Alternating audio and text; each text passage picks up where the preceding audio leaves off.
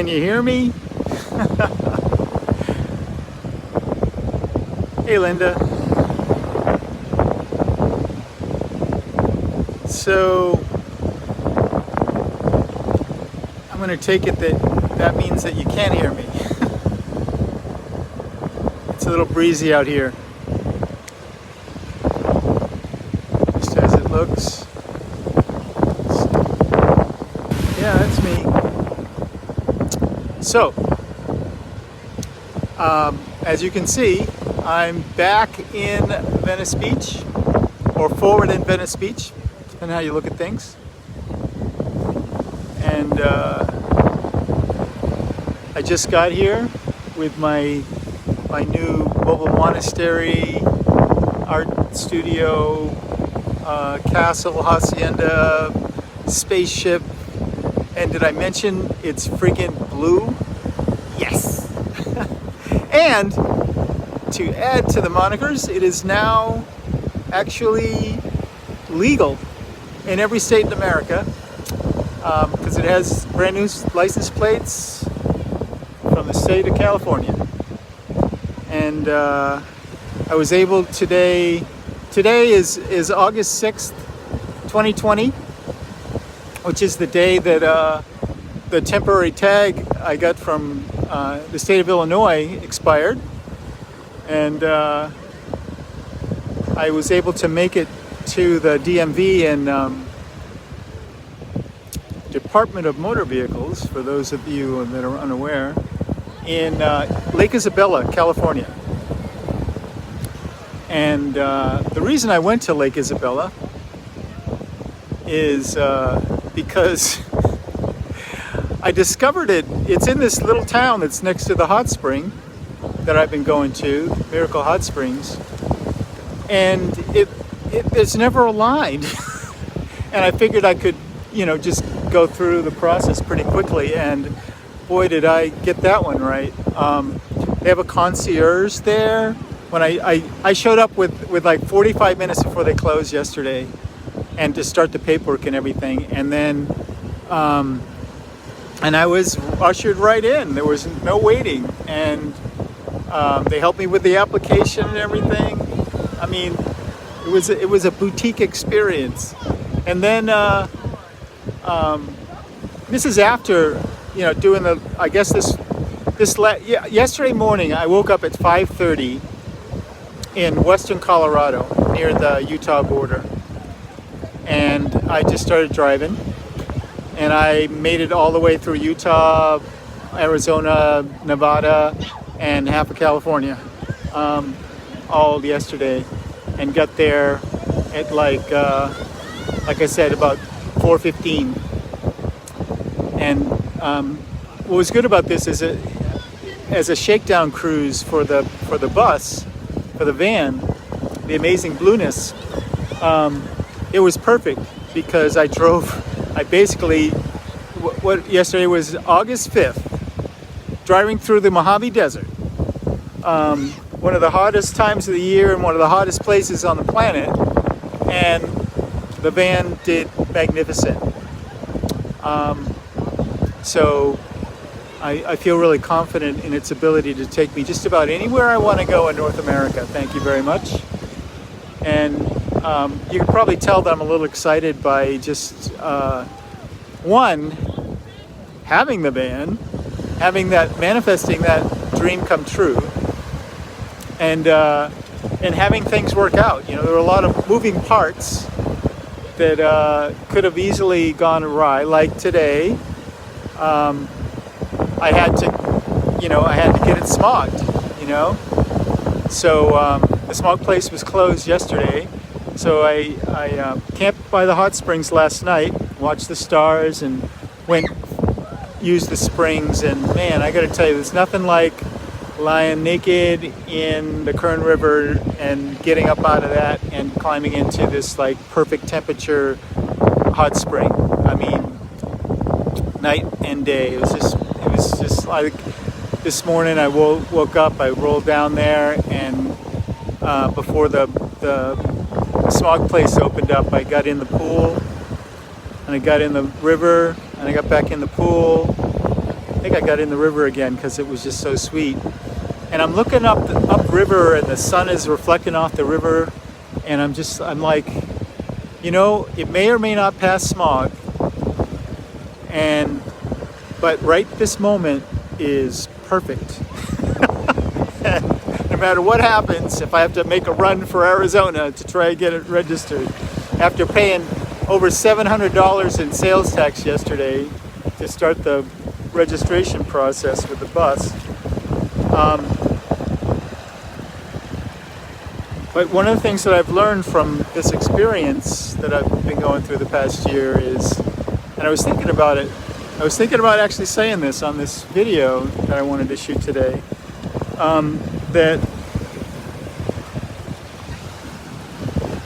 it's all about, you know, taking the time to appreciate right now, no matter what else is happening, no matter what's going on in the world, no matter what's going on in my life, but taking the time to just, you know, appreciate, like, well, look where we are here, you know, let me show you,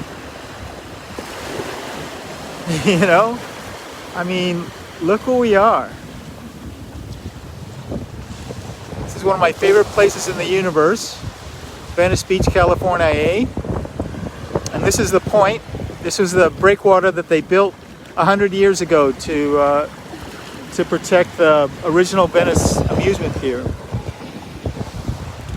And you can see it's silted in since then. And this is where I watch the fireworks on New Year's Eve for about, I don't know, probably 20 years worth of fireworks watched from here. And I'm usually the only one out here doing my little headstandy thing. So, anyway, yeah, the whole lesson of being present and, you know, celebrating the little things. And,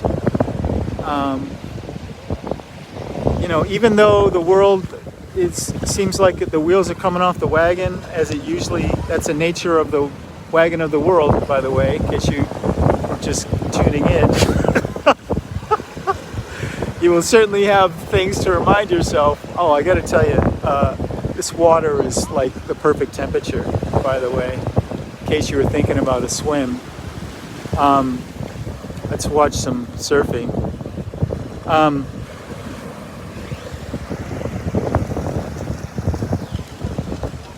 So I wanted to kind of give you an update. You may not have heard from me for a couple of weeks since I think I left the Cape. And I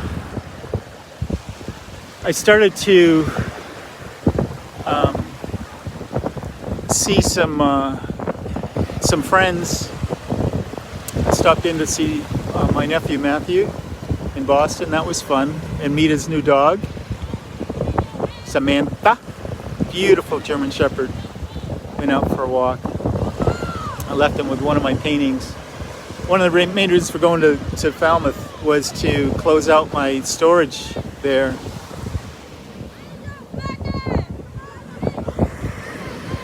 Oh, we missed it. So I loaded up the bus with all that, the van with all those paintings I've been storing on the East Coast for a couple of decades, 15 years. And I visited my son in New Hampshire. And Tony. And that was a mixed blessing. I think he'd agree. Because I kind of caught him at a very vulnerable moment. He's going through some major transitions and could use all the prayers and good thoughts people want to send his way. And without going into it, he's just very challenged right now by circumstance. And so there was that, and afterwards I went back to the Cape and spent a day there by myself just before I hit the road, just to, once again, practice that being present. I love Cape Cod so much. It's in me, you know, it's in my blood. And that's where we scatter my mom's ashes. So, I have a friend from high school that I visited. We had a wonderful dinner together. And he's a cancer survivor, been a cancer survivor since he was 24, and we're the same age. And he's waning in vitality because of the treatment that he undertook back then is now catching up to him, and it's resulting in some congestive heart failure, and he's losing energy since the fall. He's losing energy, and his name's Jimmy Rodenheiser, and he could, if you've got a couple extra prayers for him and his family. He's got 5 kids that are all married and have kids themselves, and he's retired and with his beautiful wife Susan, and they're so cute together still after all this time. You can tell they're there. And he cooked me dinner. We had swordfish and oysters on the half shell, raw oysters, and we had some laughs. But the last thing he said to me was,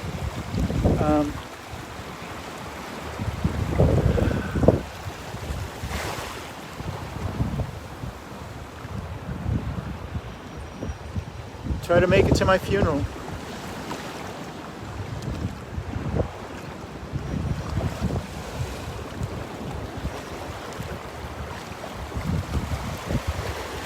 So, I don't know quite what to follow that up with, but once again, I guess the theme here is, you know, take the time to appreciate the moment, because it may be all we get, right? And I guess he and I are both living proof. You know, when I was going through the shit months ago, you know, he and I were talking on the phone, you know, and we were both losing energy, and he was pulling for me, so I'm pulling for him now. So then I went on. I made my way, leaving out some stuff, I'm sure, but I eventually made my way to Ohio, and I was able to connect up with the folks that I saw on the way out. My friend Juniper and Kyle and T. Marie and the kids, and you know, everybody in Peoples. Hey, everybody in Peoples. I have to say, I follow them, their news feeds vociferously, if that's a word, because I live vicariously through them. They are such wonderful people, such wholesome, heart-of-gold people, and you just have normal things happen, you know, and they're genuine and authentic in every way, shape, and form, and I love them very much. And Juniper and I met at a rainbow gathering in Arizona in 1998, and we've been friends ever since, you know. And she's raised 4 kids, and raising a set of twins, and one of the twins, you know, when the twins are 8 years old, and when they were 3, the boy had leukemia and is now in remission. And if you met him, if I showed you a picture right now, if you met him, there's no way you'd know unless I told you, you know, unless you already knew. it's from the community. You know, they had a big fundraising effort for the community there. They called it Keller Strong, you know, and actually, you know, people donated to, he spent the better part of a year in the Children's Hospital there in Cincinnati, I think, or Cleveland, or one of those. And what money was left over, they left in a fund to donate to other people that, you know, that they felt they could help, and they donated. His foundation donated a couple $100s to me when I was, you know, facing what I was facing. So just a big shout out. So I visited them, and we went, as soon as I got there, we met at the put-in to Brush Creek, which is what runs right by Serpent Mound. And Serpent Mound is one of the most one of the largest effigy mounds in North America, and it's recognized by the Hopi as the guardian serpent of the East, being one for each of the four directions. And I feel that site I discovered in Big Sur is the guardian serpent of the West, Katoya, and named the Black Serpent. But anyway, they live on the creek. Juniper's house is on the creek, maybe a mile or so down the creek from Serpent Mound. And so we met at Serpent Mound where you put in kayaks, and we got on kayaks, and we actually kayaked right by Serpent Mound. And that's how I arrived in Ohio. And so we had a pretty wonderful 3-day visit. I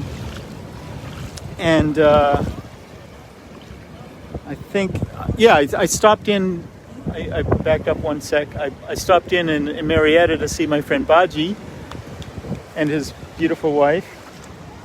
And they totally stuffed me full of food, and we hung out at their house one night after work, and Baji played music, and the three of us talked, and it was too short a visit. I'm just going to have to go back there and spend more time. It was just too short.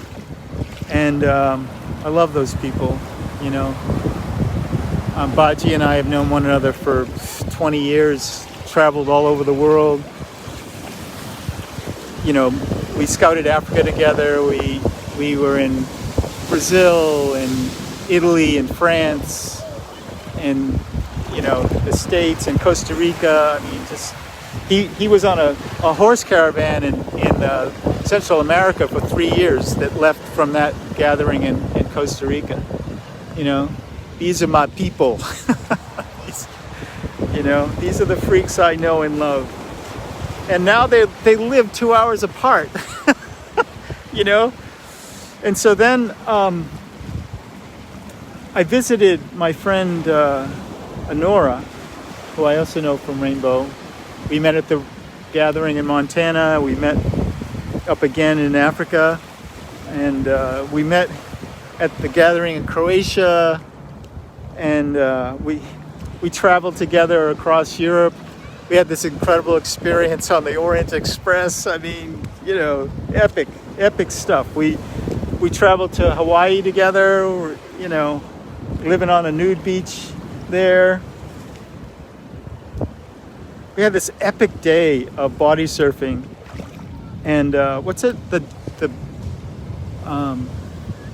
this famous boxer that bit somebody's ear off was there that day, and it was the biggest set of waves they'd ever had in Little Beach, the body surfing spot that we were at.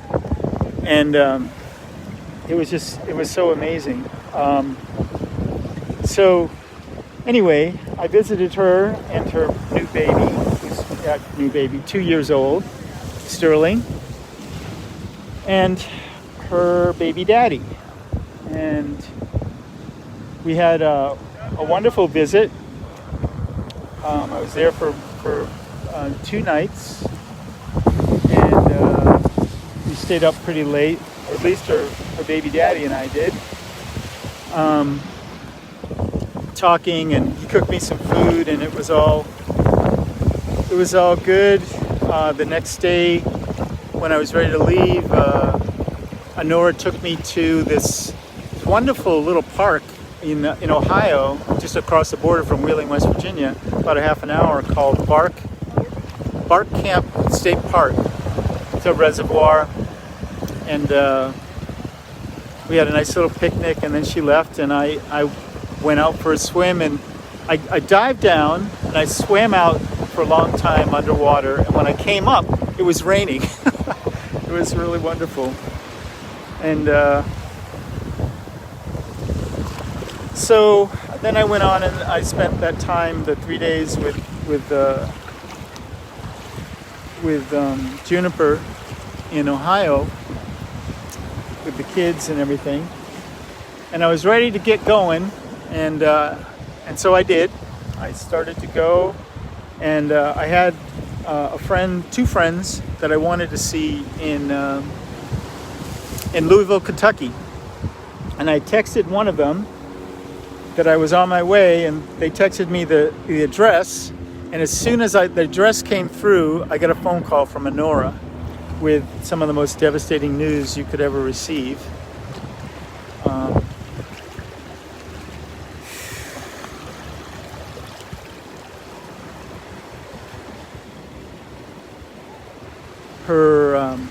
Her baby daddy had beat her up and gave her a black eye, and he actually bit her, and he tried to strangle her with an electric cord.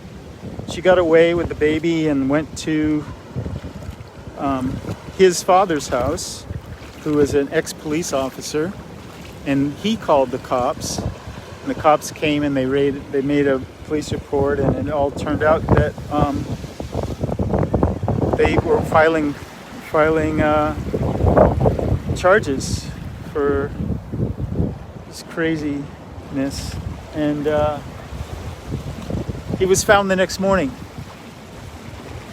an overdose on pills in that park, Bark Camp State Park.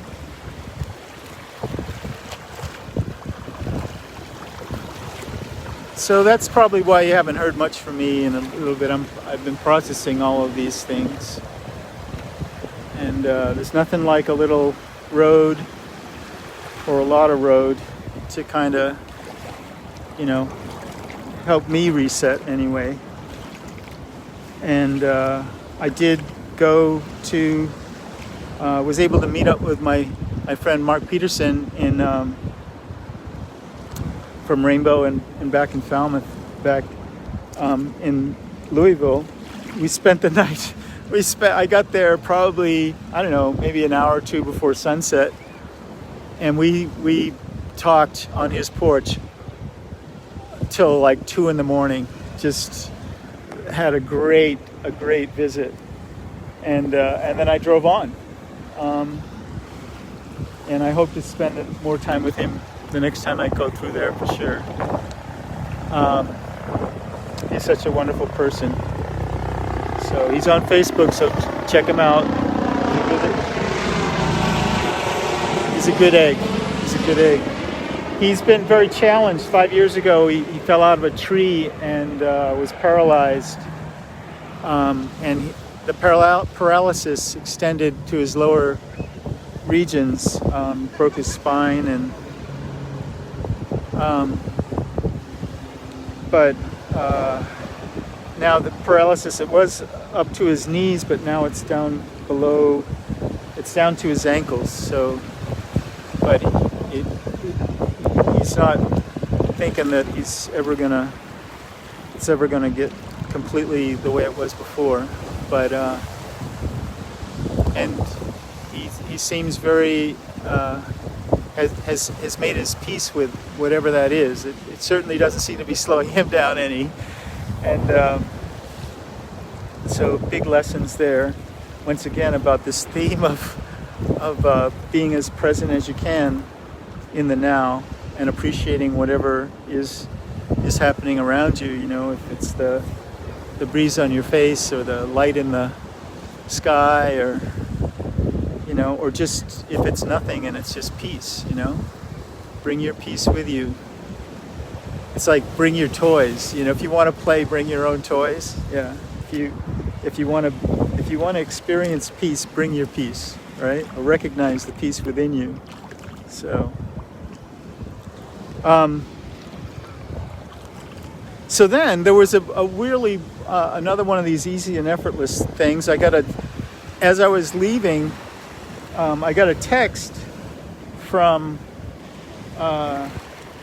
this friend of mine, Casey, who's from Bakersfield, or has family in Bakersfield. And I guess I took her to her first time at Hot Springs. I mean, she spent all this time in Bakersfield and she'd never been to the hot springs that are just 40 miles east of there, And so anyway, she was in Missouri and needed a ride back to California. So I was able to, her mother and cousin were able to meet me. We met at the Arch in St. Louis. Why not? It's like, how do you meet somebody in St. Louis? You meet them at the Arch, So I met him at the Arch and she jumped in and we drove cross country, drove the rest of the way. And because I was going to Lake Isabella, right, 40 miles east of friggin' Bakersfield. So it all worked out. And we, if you saw I did a live feed the other day from Colorado, and of this, this amazing dog. This guy was training his dog to retrieve ducks, in the Colorado River. But the main purpose of that video is the piece of music that was playing in the background. I wanted to showcase the piece of music, and it just so happened that I was going to go swimming while it was playing, but then the guy showed up with his dog, and the dog was just such a star. I had to watch it, and I felt somewhat voyeuristic because I'm filming the guy and his dog. I'm not sure the guy wanted to be filmed, but I promise not to make any money off of that video. So then that kind of brings you up to speed, I guess. We made it to Lake Isabella yesterday, right about this time. And I got the car registered today, put the license plates on. So there's this moment, right? Classic. I get to the smog guy, and he only does smogs now from 9 in the morning till noon, and he's the only guy in town. So there were 2 cars ahead of me when I got there, but he's really efficient, and it took only 20 minutes. And then by the time he was done with me, there were five more people behind me. So, but anyway, he, there's this moment where you're like, I wasn't sure if it would pass smog. I mean, it's not even, it's from Chicago, it's from Illinois, so I don't know that they have smog there, but it's a diesel. It's the first time I've ever owned a diesel, and I just didn't know if it was going to pass. But I left myself some wiggle room in case it didn't, so that if it didn't, I could still had enough time to try to race to Arizona to try to register it, or maybe up to Oregon to try to register it, But that wasn't necessary, because there's this moment where, he puts it in the shop there and does what he does, and then he drives it back out and parks, and I'm like on pins and needles. I'm standing there, and as he's getting out of the car, he gives me the okay sign, and I'm like, yes. And then he says, Mercedes-Benz makes a good vehicle. And I was like, yes, they do. And this one is the epitome of the sweet ride, isn't it? And we both had a moment. So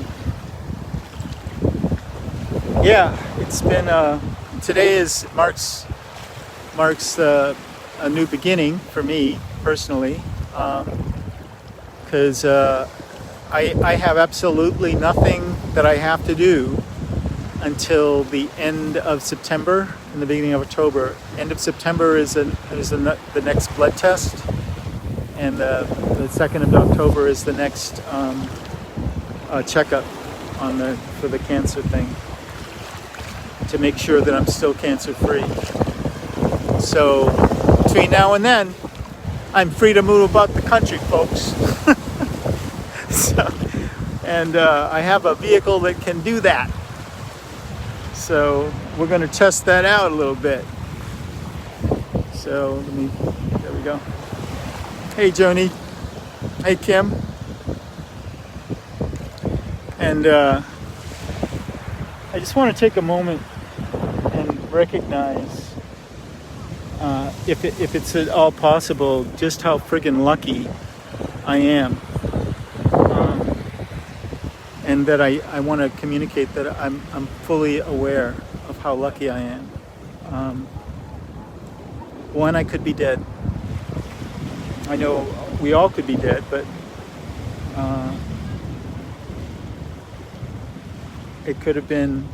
There are so many people that I know of that are still struggling, and some that have already passed, that were challenged by things like what I was challenged with.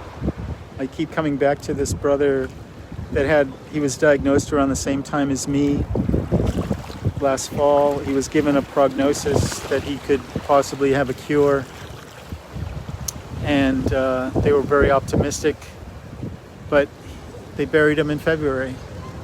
Just as I was starting treatment, they buried him because he couldn't. He started the treatment and he couldn't keep his strength up, So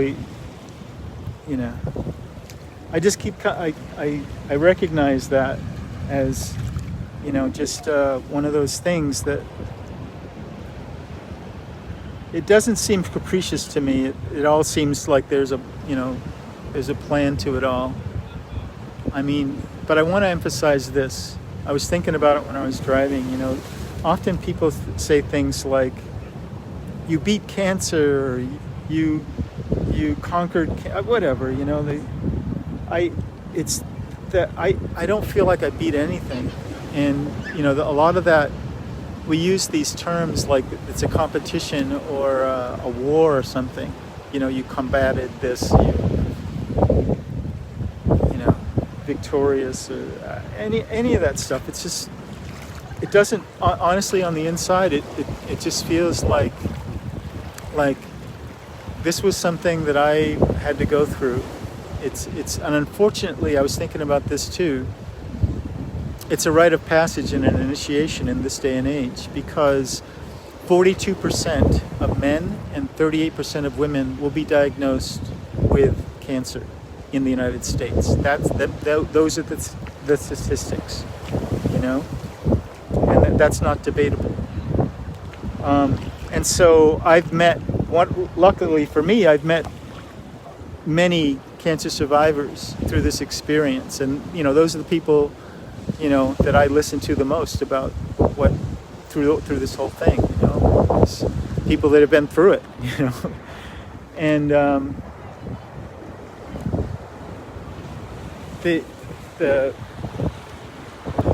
it's like there's this thing that you have to go through, and I made it through this stage of the initiation sequence, right? And I get to stand here, and I get to enjoy being healthy for a minute, for as long as I can make that last, But any one of us could get hit by a truck tomorrow, and that's just the way it. Welcome to Earth,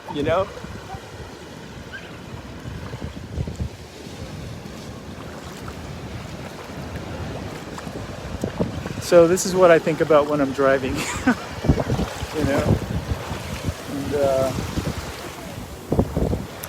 And I just thought I'd try to catch you up on, you know, what's going on and what's going on. Where I go from here, I'm gonna get the front end aligned tomorrow,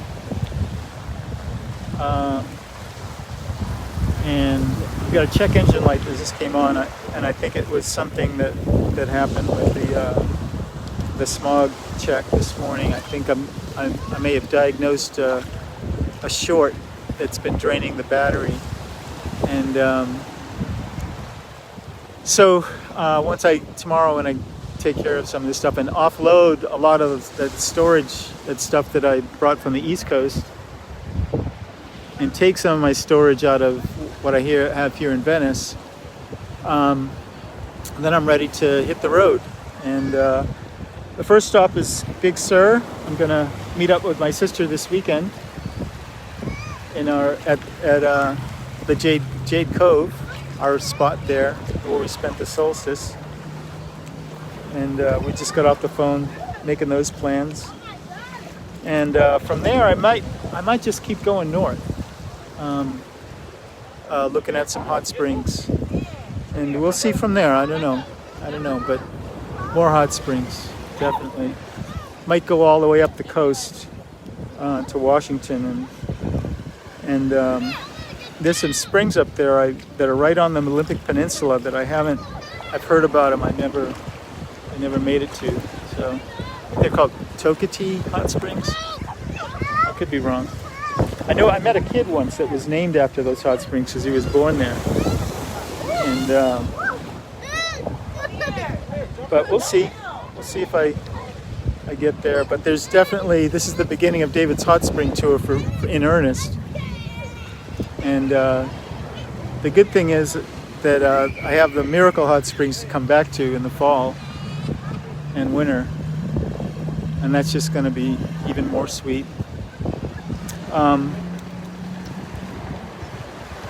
Once again, what else did I leave out?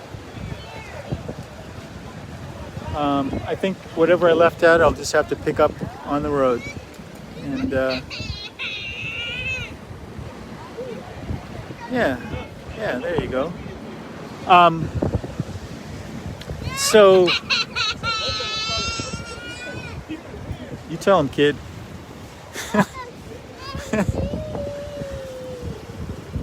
Yeah.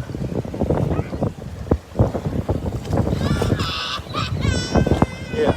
All right. I'm going to let you go. Thanks for watching. Thanks for loving. Thanks for caring. Thanks for giving a hoot. Happy birthday to everybody who's having one. Today is the 6th. In 20 days, I'm going to be 63. I'm going to see my 63rd birthday. How about that?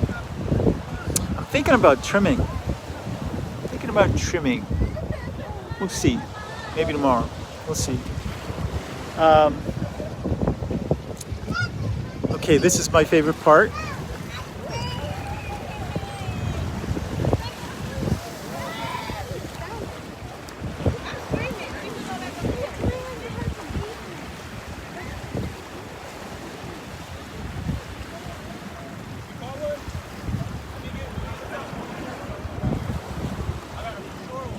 This is me beaming love at you. Hey, Harold! Just as I'm signing off. So, remember, we love you.